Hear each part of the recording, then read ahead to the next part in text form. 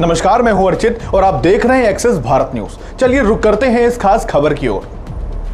राष्ट्रीय स्वयंसेवक संघ यानी आरएसएस के सरसंघचालक डॉक्टर मोहन भागवत ने एक बार फिर भारत के भविष्य को लेकर बड़ा और स्पष्ट संदेश दिया है।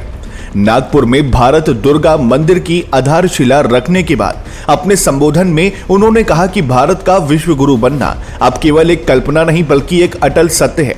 भागवत ने देशवासियों से आह्वान किया कि वे भारत की प्रगति और सामर्थ्य को लेकर मन में कोई भी संदेह न रखें। अपने संबोधन में उन्होंने अयोध्या के श्री राम जन्मभूमि मंदिर का खास तौर पर जिक्र किया। मोहन भागवत ने कहा कि एक समय था जब लोग भव्य श्री राम मंदिर के निर्माण को लेकर संशय में रहते थे और इसे असंभव मानते थे, लेकिन आज वो भव्य मंदिर सबके सामने साक्षात खड़ा है।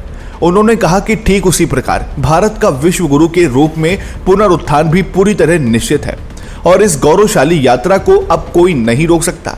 सरसंघचालक ने विश्वास जताया कि भारत को वैश्विक मार्गदर्शक के रूप में स्थापित होते देखने का सौभाग्य इसी वर्तमान पीढ़ी को प्राप्त होगा।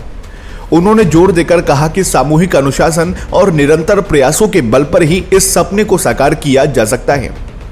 भागवत के अनुसार देशवासियों को अब डर और संशय को त्याग कर साहस और आत्मनिर्भरता के मार्ग पर चलना होगा। भागवत ने एक महत्वपूर्ण बात यह भी कही कि भारत को समझने के लिए विदेशी नजरिए को छोड़ना होगा।